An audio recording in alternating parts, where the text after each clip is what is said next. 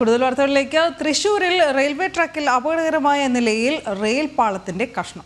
പുലർച്ചെ 5 മണിയോടെ ഈ ട്രാക്കിലൂടെ കടന്നുപോയ ചരക്ക് തീവണ്ടി റെയിൽ കഷ്ണം ഇടിച്ചു തെറിപ്പിക്കുകയായിരുന്നു.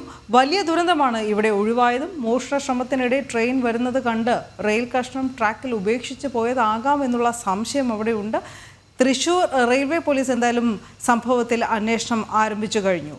ആനന്ദ് പുതൂർ വിവരങ്ങളുമായി ചേരുന്നുണ്ട്. ആനന്ദ്, ഈ പരിസരത്ത് CCTV ഇല്ല എന്ന് മനസ്സിലാക്കുന്നു. അതുകൊണ്ട് തന്നെ അന്വേഷണം പോലീസിന് വെല്ലുവിളിയാകുന്നുണ്ടോ? എന്തൊക്കെയാണ് അറിയാൻ കഴിയുന്നത്? ഇന്ന് രാവിലെ 5 മണിയോട് കൂടിയായിരുന്നു സംഭവം. തിരുവനന്തപുരം ഭാഗത്തേക്ക് പോയിരുന്ന ഗുഡ്സ് ട്രെയിനാണ് ഈ റെയിലിന്റെ കഷ്ണം തട്ടിത്തെറിപ്പിച്ചത്. വലിയ ദുരന്തമാണ് ഒഴിവായത്. എന്തായാലും സംഭവത്തിൽ തൃശൂർ റെയിൽവേ പോലീസ് അന്വേഷണം ആരംഭിച്ചിട്ടുണ്ട്. ഈ പ്രദേശത്ത് CCTV ഇല്ല എന്നുള്ളത് തന്നെയാണ് ഏറ്റവും പ്രധാനപ്പെട്ട ഒരു പ്രശ്നം. മാത്രമല്ല, ഈ ദുരന്തം ഒഴിവായി വയലിന്റെ കഷ്ണം ഒരു ട്രാക്കിലേക്ക് മാത്രം ചാരി വെച്ചുകൊണ്ടാണ് നേരത്തെ സൂചിപ്പിച്ച പോലെ തന്നെ വലിയ ദുരന്തം ഒഴിവായത്. ഈ തൃശൂർ റെയിൽവേ പോലീസിന്റെ അന്വേഷണ പരിധിയിൽ തന്നെയാണ് സംഭവം നടന്നിട്ടുള്ളത്.